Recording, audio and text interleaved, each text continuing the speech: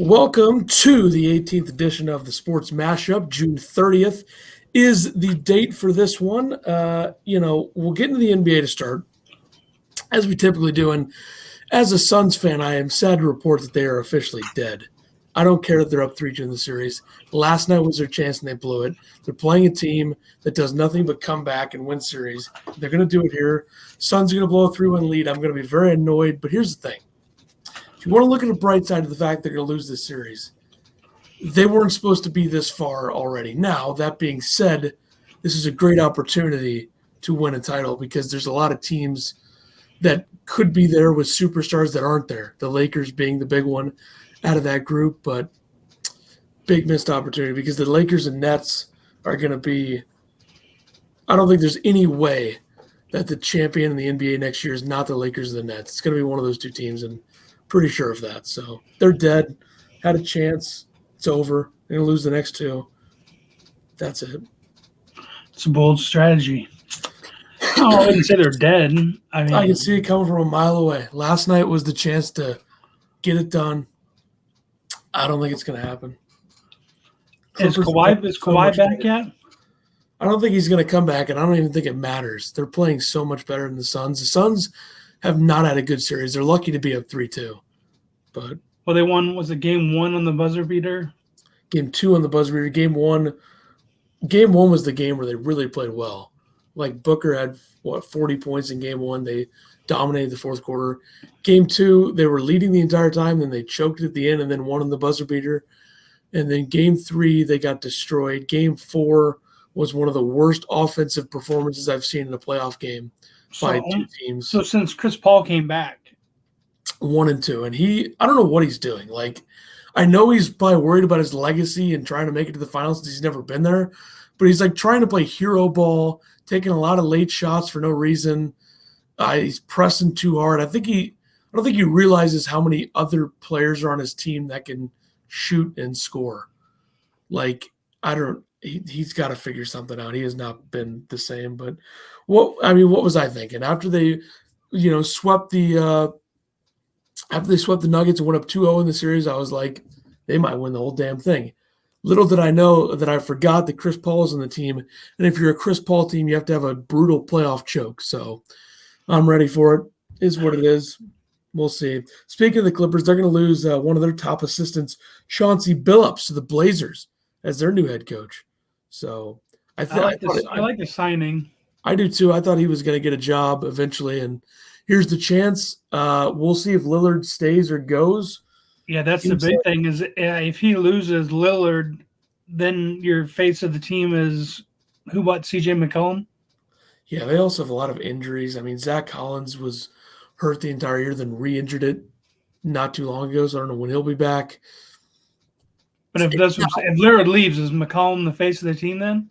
Yeah, he would be, but at that point, it's like, I wonder what they could get for Lillard. Like, I'm trying to think of the teams that would be interested. I mean, Boston, I think, would be a good fit. The Knicks.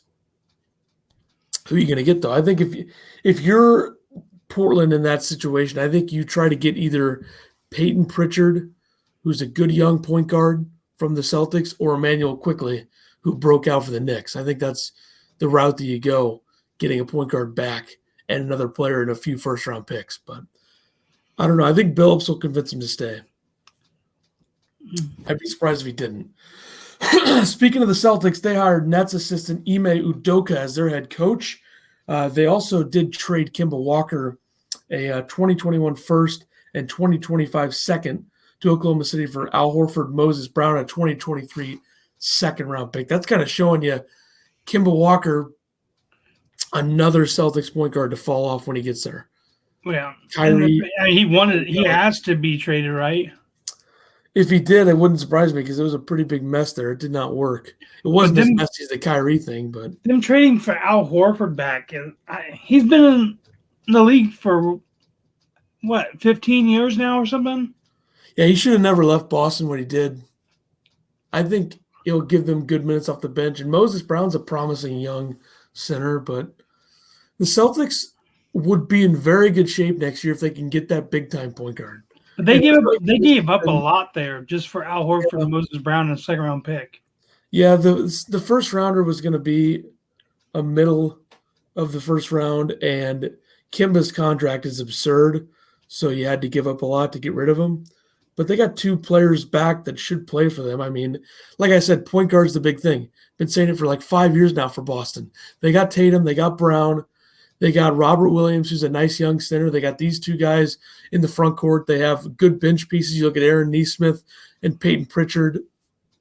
They got to get a point guard. And how long does Taco really stay on the team? I mean, I think they got like three good centers that are way better than him. So that's what I'm saying. Like I never see him playing unless they're blowing somebody out or getting blown out.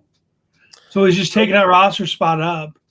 Yeah, he'll probably be gone after this year or before this season. I don't know. And I know you have it wrote down in the NCAA about Penny Hardaway for Orlando. Yeah, but does that open the door then for Becky Hammon to get an opportunity? I mean, if she was in the finals for the Portland job, you'd think she's got to be in a running for the Magic job, unless she doesn't want it. Yeah, I mean, she could be, but if I'm her, I'm like, give it a couple years. Popovich will probably be gone, and she could take over the Spurs job. That's what I would do, but we'll see. I mean, the Magic job, I don't know if I'd even want to touch that. And I think Penny Hardaway. I'm sure she'll interview, or like if they reach out, she'll go down for the interview. But yeah, I also think it tells you how bad of a situation the Magic are right now. The fact that Penny Hardaway was willing to stay at Memphis to continue to be their head coach when everybody knows the NBA head coaching lifestyle is so much easier. We'll get to Penny in a little bit. All right, Game 4, Hawks-Bucks. Trae Young out for the Hawks. Doesn't matter. They win that game. They tie the series at 2. Giannis goes down with a knee injury. Looks pretty bad from what I saw on Twitter. He hyperextended it. The Pro Football Doctor said hopefully he avoids ACL, but likely out for this series and possibly the entire playoffs. So with that being said, he'll probably be suited up Game 5. I doubt that. I think this is worse than Embiid's. I don't think this is something you can play through. All they're saying is he hyperextended it. I've done that. I've done that numerous times. They're saying that, but I bet it's worse. It's probably more of a Kawhi Leonard situation. I mean, you'll find more out tomorrow on it. Yeah, the thing is, I already said the Clippers are going to win in 7. We already know that's going to happen. That's already set in stone. I already nailed that. Everybody knows it's going to happen. So next Wednesday, we'll be talking about a Clippers and whoever final. I don't know who the hell is going to win the series. I think the Hawks are better without Trae Young than the Bucks are without Giannis. Like, I think they're deeper. Yeah. Much more shooters. You got Kevin Huerter, Lou Williams, Danilo Gallinari. They got much more shooters. Like, is there anybody in the Bucks you can trust other than Chris Middleton when Giannis is out? I don't see anybody. Drew Holiday can't shoot. No, unless that guy from Notre Dame starts shooting. Pat Connaughton. I mean, I don't trust him. I think. No, but if he can get going, he can shoot. I mean, he shot the lights out in college. That's true, but I also think there's like a limit on that. I don't think he's going to be able to do that with the amount of defenders that they could have on him too. The Hawks are deeper. That would only have to be like a 1-game thing. He would go off just to keep him in the series. I think the Hawks will win this in 6 or 7 if Giannis doesn't return. If he does return, who knows how effective he'll be. I still think this series is going to go at least 7. Or I guess 7 would be the max. I don't even know. It's going to go 7, I think. I think both go 7. Clippers win, Hawks win. Clippers, Hawks finals. Clippers finally get a championship is probably what's going to happen. So there you go. That's the NBA. Let's go to the NFL. Only a couple things this week, and we'll get through them here. Yeah, all the NFL stadiums are set for full house as the Colts, who were the last team, okayed it. So now everyone's in. Colts I figured this would happen. Good move. I can't believe the Colts were the last ones, but you would have thought it might have been a team who was more severely in like the COVID area. Even though, I mean, it's not talked about as much now, but you would have think like New York might have been one of the last 2 since they were so heavy about it. Well, I think the thing there is the the big time politicians in New York are not very well liked, so they like to make moves that cover their ass and they don't pay attention to the bad stuff. And doing like full capacity announcements for stadiums is something that covers some of the stuff that people don't like them for. But that's just, I don't know. I don't really know why Indianapolis would be the last, but it's all in now. So, And then Monday, Demaryius Thomas announces retirement. He will retire as a Bronco, 4-time Pro Bowler. And he's third all time in receptions behind Shannon Sharp and I can't remember the other dude. I completely forgot that Demaryius Thomas existed, to be honest. Well, he didn't play last year. His Where last was he time at last time he played was in the Jets from 2019. Man. And Yeah, they'll retire he'll have a retirement ceremony. I think it's September 26th, their first home game, and they play the Jets that day. maybe he'll suit up. Probably not. But no, when I read this too, I was like, well, he kind of fell off. Yeah. And then he didn't play last year. And then today, the Steelers released 6-time Pro Bowler guard David DeCastro. I think they signed Trey Turner too. Yes. After that. So weird move. I think David DeCastro's probably got some sort of injury that's worse than we know. I don't know why else they would do this, but he's going to get signed by a contender and go from there. The Steelers have really done some questionable things over the last few years. They better win this year, at least get further in the playoffs, or I think Tomlin's got to be on his way out. Even though he just got an extension, if they don't go like 11-6 or 12-5 this year and win a couple rounds, try to get to an AFC title game. I mean, that, and you would assume they in next year's draft they've got to be taking a quarterback. Yeah, I would think so. And you can't keep holding on to the Super Bowl they got lucky to win over Arizona from 13 years ago. You can't really hold on to that too much longer like they are. Like, how many playoff wins do they have in the last decade? It's not many. No, and Juju kind of wanted out, but yeah, I was surprised he came back. I thought he would go to more of a non-traditional franchise that doesn't care about all his antics. Like we wouldn't go to like Green Bay or Pittsburgh or New England or one of those types of franchises. Or he could go somewhere where nobody cares what he does, like Houston, because nobody even knows there's a football team there. Or Miami or just somewhere. Somewhere where they don't care that much about football would be a good spot for him. Chase Claypool too, but that's besides the point. Let's get into college hoops. Ohio State losing one of their premier shooters, Dwayne Washington Jr., remaining in the draft, and E.J. Liddell's name is still in there. We'll see if he pulls that out, but Ohio State's going to be solid next year, but this is a big loss. He really shot the ball very well in the Big Ten tournament. They made a bit of a run, but one of their best players. And everyone thought he was coming back. They didn't think he was even going to stay in the draft. He's kind of like I wouldn't define him as a 3-and-D in the NBA, but he's a really good shooter, and I think he can create his own shot and can defend pretty well. So I think he'll be a valuable bench piece if he gets picked by the right team. I think he would be. He'll probably end up in Orlando. He would play if he ended up there, so that would be good. But, yeah, we'll see what happens there. Like we addressed earlier, Penny Hardaway announcing he will stay at Memphis after being a potential candidate for the Orlando Magic job. I think I'm going to be honest. I've been very critical of the way he's coached at Memphis. He's got a lot of talent there, and it has not worked out. No reason they shouldn't make the tournament. It was during our podcast during the March Madness, whatever, that he was happy that they had won the NIT and that things were looking up for the Memphis program. There's way too much talent there to not be making the tournament. I mean, I'm kind of surprised he didn't go to the Magic. He must not have been the number one candidate. But it all started when he had Wiseman, right? Yeah, the whole Wiseman thing But no, that's when he started there. That was like his big thing. He got a big 5-star recruit in. He's gotten like 4 or 5 5-stars in the last 3 years. But I was saying, but Wiseman was like the guy that started it all. He was like the number one guy in the class. Yeah. Yeah. So and he played 3 games there, I believe. So. Yeah, it was like Kyrie at Duke.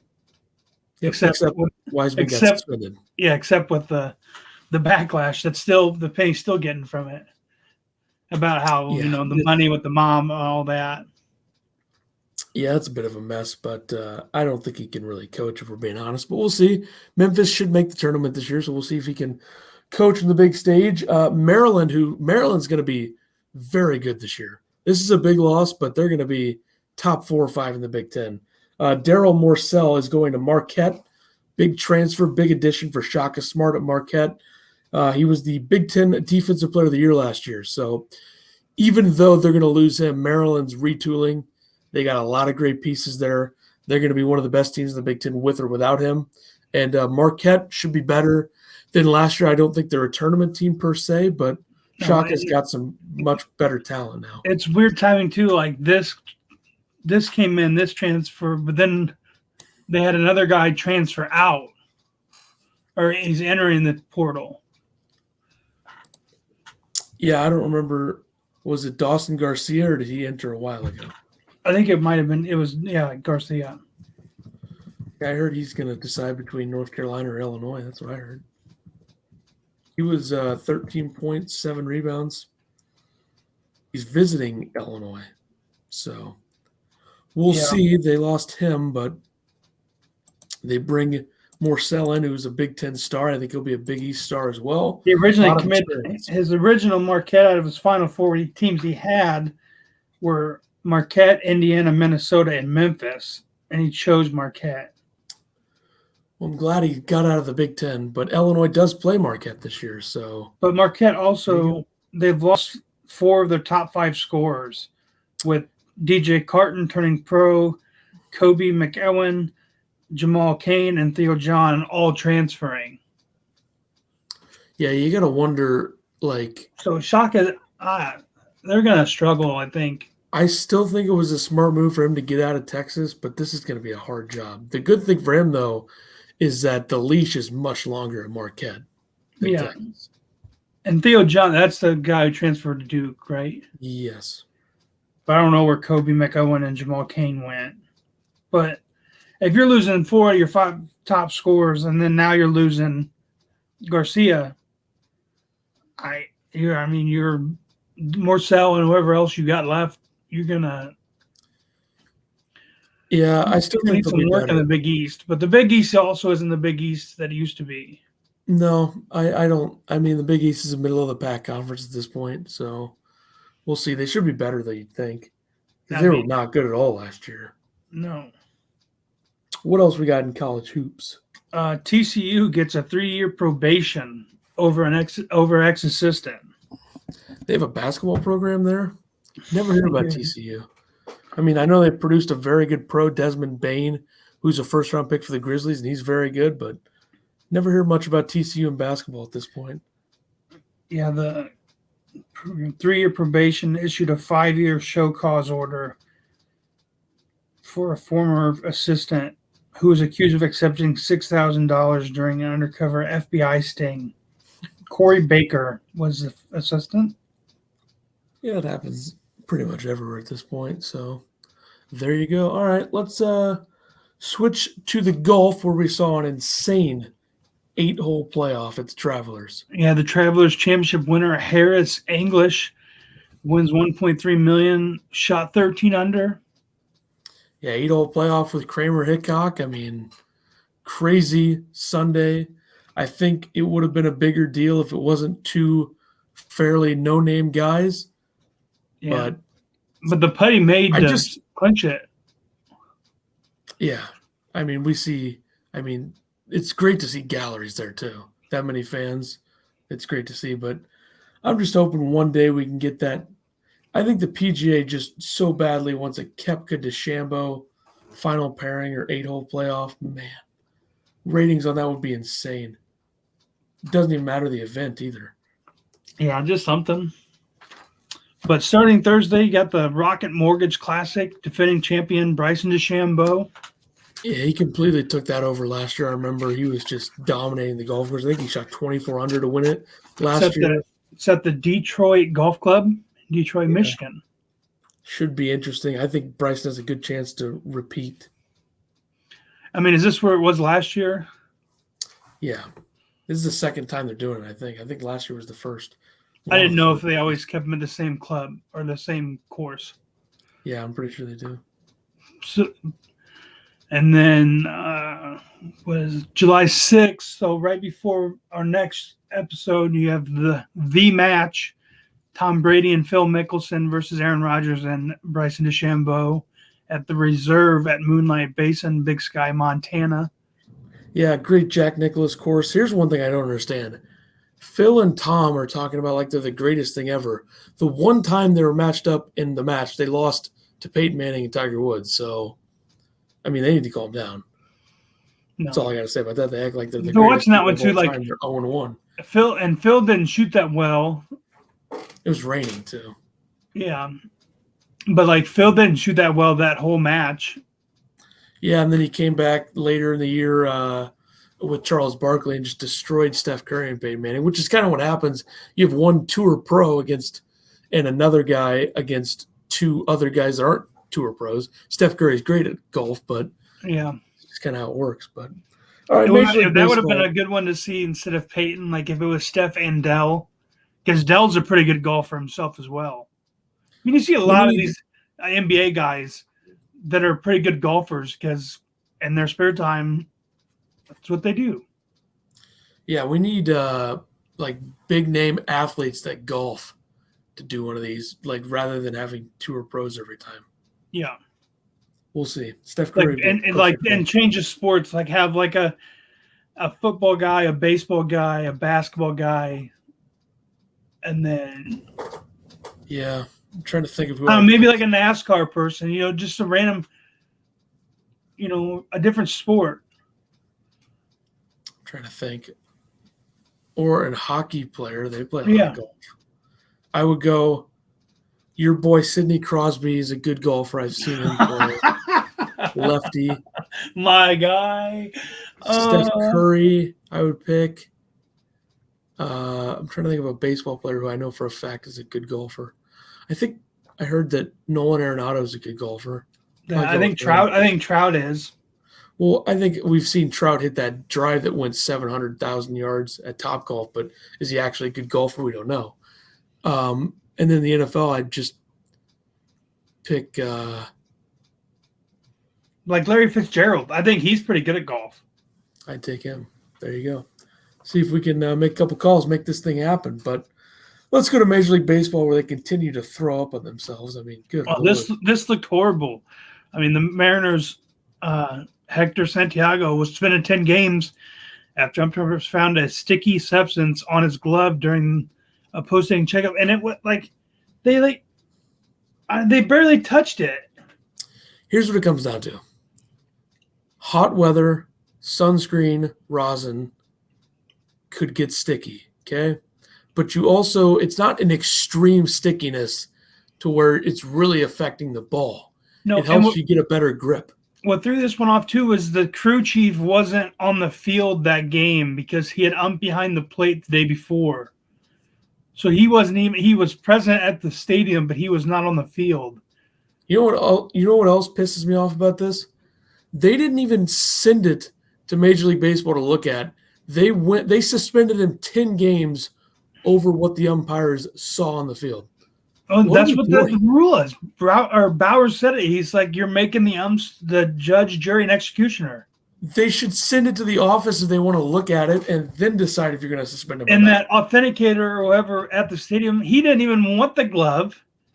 Then he gets a random trash bag and puts the glove in there and folds it all up, and they're showing it. Like, you got to have a little more better system here than just giving it to a guy who doesn't really want it.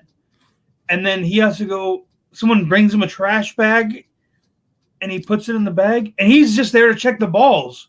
That's what that guy's there for. What's he getting a glove for?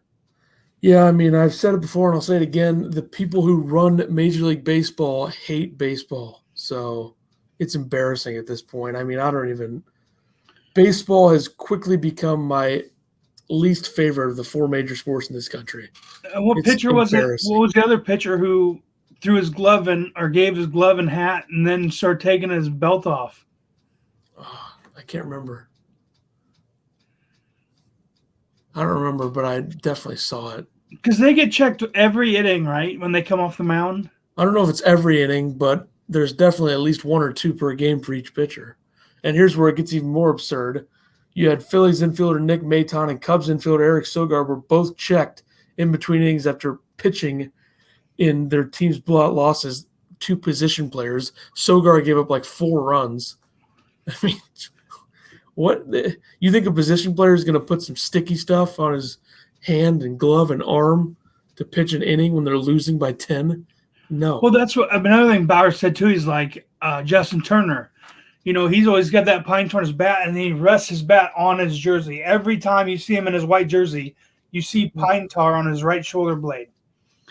So Bauer even said it. He's like, what if he comes and pitches a blowout loss, or someone pats his back, a pitcher, and gets their hand in that pine tar? Then do I have to go and get an alcohol wipe and wipe my hand off and then re-rosin it and everything?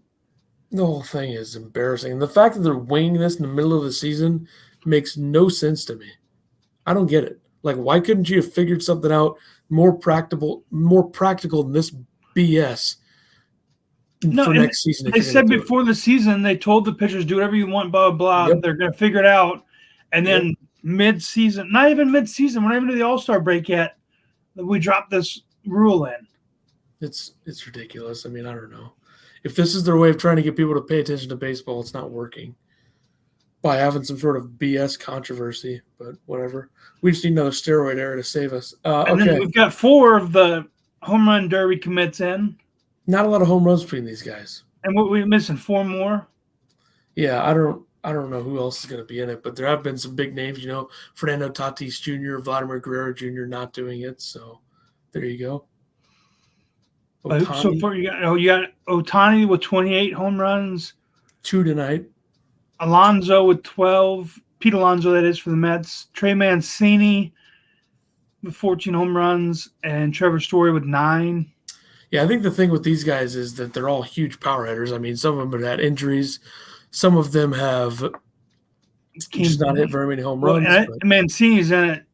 I'm assuming he's been hitting the ball well, but also with his comeback season from everything he's went through.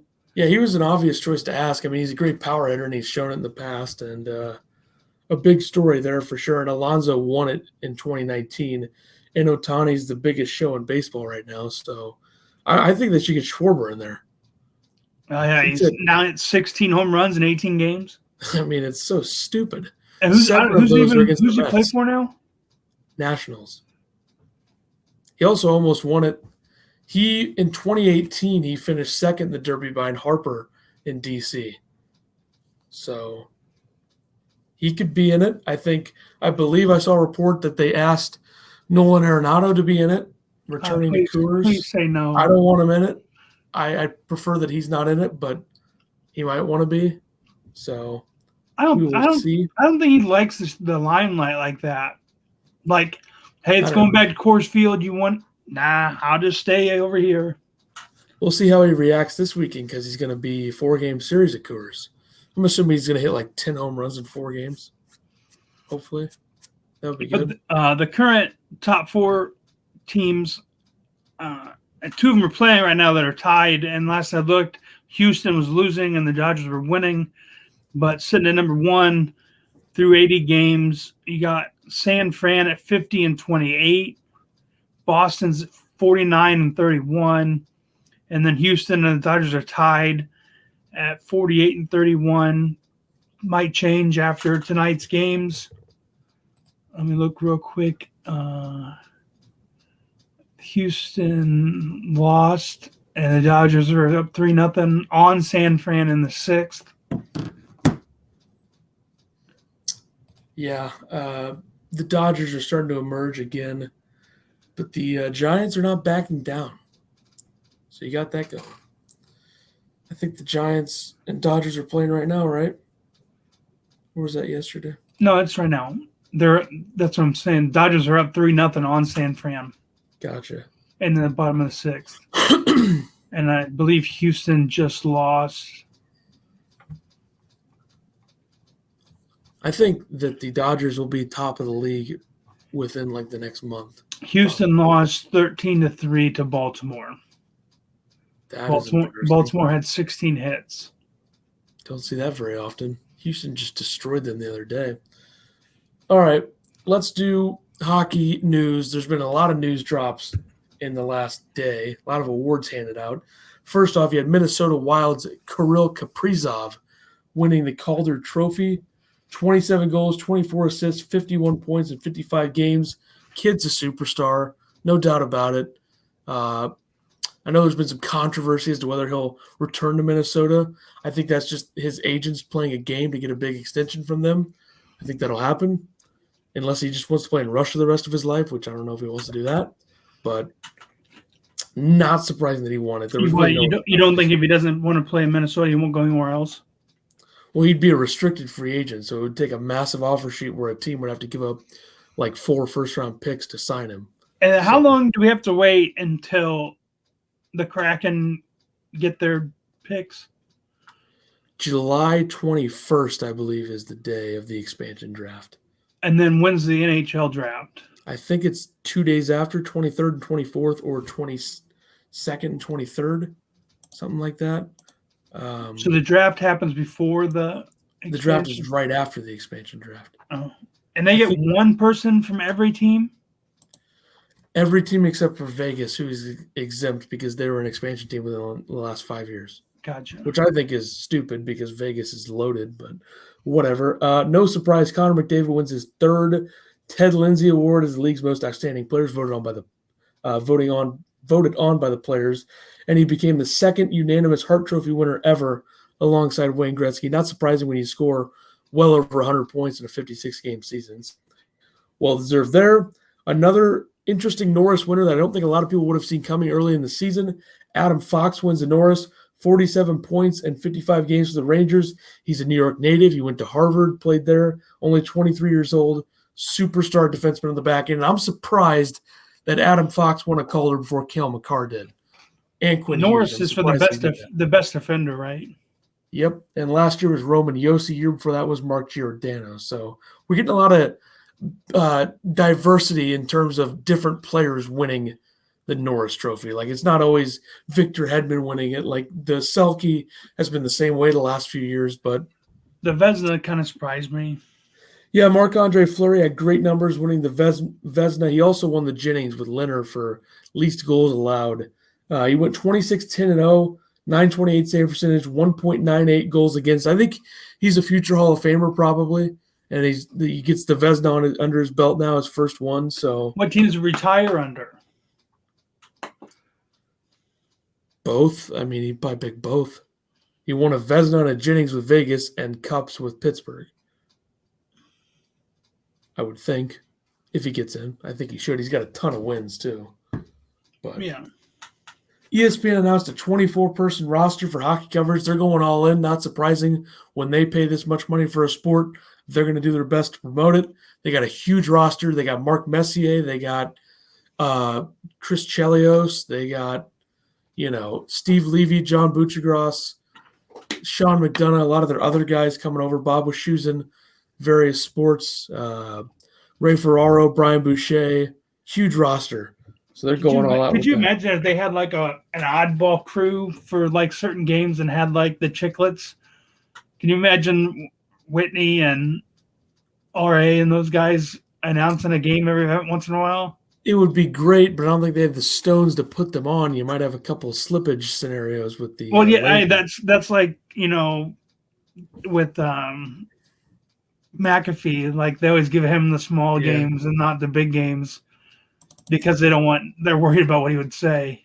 Yeah, give Biz Witt and RA like a Senators Red Wings game because both of those teams are terrible right now. Yeah, or like I think TNT would be more likely to do that, though. It was still like a bubble thing, give them like the Canadian. Yeah, it won't be, though. So I think TNT would be more likely to do it between the two. That would be a game to watch. It would, and a lot of people would. But ESPN will also cover the Seattle expansion draft and the NHL draft next month. So they'll get their first big stage covering hockey once again for the first time in 16 years. That'll be exciting to watch. Some coaching news. The Yotes. Andre Tourigny, I guess is how you pronounce that, is the favorite to be the head coach of the Arizona Coyotes. He's the current head coach of the Ottawa 67s of the OHL, and he's coached some underage Canadian hockey national teams as well. So interesting hire, off the grid, I would say. They need something, though, there. They need a boost. I mean, they had a lot of talent. Yeah, they had a lot of young talent a couple of years ago. Yeah, I think they'll trade Oliver Ekman-Larsson this summer, probably to a team like Boston or Vancouver or I saw your tweet that you thought you were going to say that was it him that you had going to St. Louis? I don't remember who I was talking about. It was one of the guys with the hyphenated names, Nugent Hopkins. Yeah, I thought that he'd be a good target for the Blues, but he signed an 8-year extension with Edmonton. But he started out in Arizona, didn't he? I think he was one of the number 1 picks by Edmonton. I think he's been in Edmonton. Or who am I thinking of with the hyphenated name? Oliver Ekman-Larsson? Sure. I think he was the top pick. He was supposed to – Boston was very close to trading for him before last season. He's got a huge contract, though. I think they'll probably trade him this summer, though. They got to figure what they're going to do. I'm sure – I'm going to guess they're going to re-sign Taylor Hall. I wouldn't see why not. Yeah, I think he wants to come back there, and I don't know why he wouldn't. And then after that, your priority's got to be defense. And keeping Krejci. Yeah, and I don't know. I always kind of thought that Tuukka Rask would retire after this season because he is a free agent. He says he doesn't want to play for anybody else. He's kind of an oddball, though. I feel like he might retire. I don't know. Maybe he'll give it a couple more years. All right. I don't know how many years he's got left. Yeah, not too many. 3 or 4. But like I said, oddball. Could retire early. Kind of has that vibe to him. Don Granato gets a head coaching job for the Sabres. He was the interim, so well-deserved spot for him. And then Seattle names their first he's stepping in. I mean, I know he's interim, but they got to figure something out there. Oh, it's a mess. They're going to be bad for a while. They get the number 1 pick. You got to do something with it. Probably take Owen Power, if I had to guess, even though it looks like Owen Power is going to stay at Michigan for another year. So he'll get drafted to Buffalo this year, play next season at Michigan, then the year after. So the 2022-23 season he'll play for the Sabres if they take him. So maybe by then they'll have something figured out. I think you got to trade Eichel while you can. Doesn't seem like he's healthy anyway. You got to make a team overpay for him. That's how I'd start. Anyway, Seattle names their first head coach, Dave Haxtell. First coach in franchise history, was the head coach for the Flyers for parts of 4 seasons. Went 134, 101, and 42. 2 Stanley Cup playoff appearances. Both of them were first-round losses. So a solid head coaching record. Not a very inspiring hire. I think they could have made a bigger name, better hire, but not a bad hire. He spent a decade as a head coach in North Dakota as well. Yeah, not a bad start to start your franchise. Yeah, I mean, I would have maybe gone for a more veteran guy if they could get him. But I think he's more geared towards the younger players. I think Rick Tocchet might have been too if they wanted to hire him after he got let go by Arizona. But it's not a Gerard Gallant hire that we saw with Vegas, their first hire. It wasn't that big, but we will see. Stanley Cup final is going on, though, too. Yeah, you ended after our last one. You had Lightning defeated the Islanders in Game 7. And then you had Montreal finish Vegas off in Game 6. Had both of those picks, by the way. Nailed it. Montreal, Tampa Bay. And now you got the Stanley Cup final. Lightning, they're up 1-0 on Montreal. Game 2 tonight. So yeah, tonight, yeah. Keep forgetting that we're recording this before our normal time, but I think Montreal loves that people think they don't have a chance. They're the underdog team, the underdog story. And I'm picking them to win this cup in 7. Montreal? Yep, they're a resilient bunch. They're the type of team that wins a cup. If you want me to reference the Blues, I could because it's a similar situation. It's all right. It'd be nice to see Carey Price get one. Yeah, I figured he'd eventually get one. This is the big chance. I mean, you get two of the best goaltenders in the world. For my money, number one and number two, I think it goes Vasilevsky, Price, Fleury as the top three in the league right now. I thought And Vasilevsky was going to win the Vezina. yeah, I did too. That would have been his second in 3 years if he did. But I think he's the best in the league, though, no doubt. I mean, you look at what he did in the Islanders series. If he wasn't so great in the Islanders series, I don't think the Lightning would have won that. As And many goals as they scored in the last 3 games in the was playoffs, great. before this series, he had 9 shutouts. Yeah, he's quite good. I mean, it helps how good the team is in front of him, but he's next level. So this is a good series. Like a lot of people probably look at this who are more casual, and they'd say, doesn't do it for me. But And then it's either Brennan or Brandon Points had scored a goal. He had scored a goal in every game, or got a point in every game except for Game 7 in the Islanders. Yeah, he had an 8-game goal streak going into Game 7. 8 games in a row with a goal. And then Stu Feiner of Barstool put his jersey in the freezer, and he didn't score in Game 7. But they still won, so it doesn't matter. Tampa's going to be hard to beat, but I like Montreal's chances to beat them because it's the underdog story that people don't expect to see, and we're going to see it. Jake Allen, Joel Edmondson, going to be Cup champions second time. Unless Pat Maroon has his own dynasty and wins the third in a row. Anyway, let's do our betting picks now. Last week, 5-1 for me. Solid week. 61 and 45 on the year. 3-3 for me, 56 and 52. Let's see here. I went 1-0 in the NBA, 1-0 in the NHL, 3-1 in Major League Baseball. Paul Casey tied for 36th. Kevin Kisner, Brooks Koepka tied for 5th. Ricky Fowler cut, that being at the Travelers Championship. I had Cantlay tied for 13th. Scheffler tied for 43rd or 47th, and Wolf and Snedeker didn't make the cut. Wolf shot a 6 over on round 1. I went 2-2 in baseball, 1-0 in the NBA, and lost the hockey game. All right, let's do the Rocket Mortgage Classic, Detroit Golf Club. I will take Bryson DeChambeau plus 775, the defending champ. Hey, one of these weeks you want to not pick the favorite? Well, I think there's a couple times that I haven't picked the exact favorite, a couple times here and there. But it's always good to get one in there. Matthew Wolff plus 3,000, Kevin Kisner plus 3,500, and Kramer Hickok plus 8,500. See if you can follow up last week with a good performance this week. Hey, we're thinking the same on a couple of guys here, but I got Hideki Matsuyama at plus 1,800. Then I have Matthew Wolff at plus 2,800, Kevin Kisner at plus 3,300, and my last guy is Bubba Watson at plus 4,500. Bubba's game's getting better.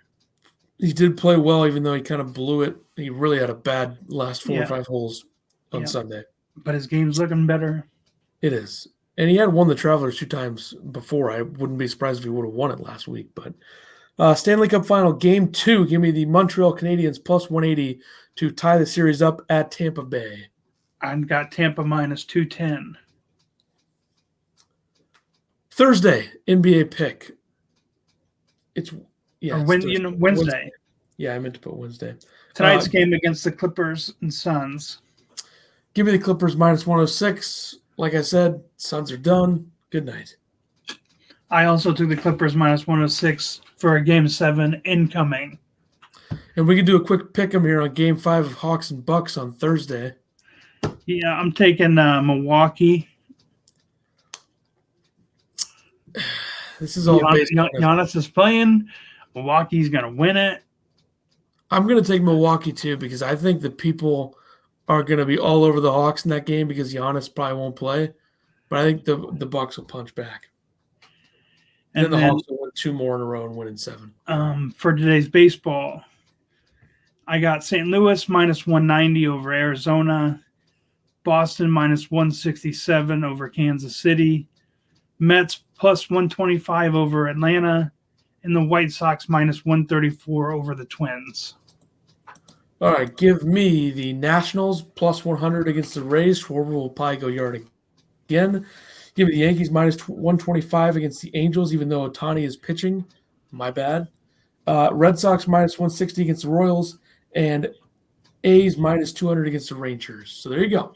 Those are the picks, and we will return on July 7th, I believe is the day, the next Wednesday that we will be back, and we'll talk a lot of things. There'll be a lot of things that will have gone down by then. Yeah, we'll have the match. Towards the end. The match. NBA Finals matchup. So we'll see you July 7th next Wednesday with number 19. Deuces.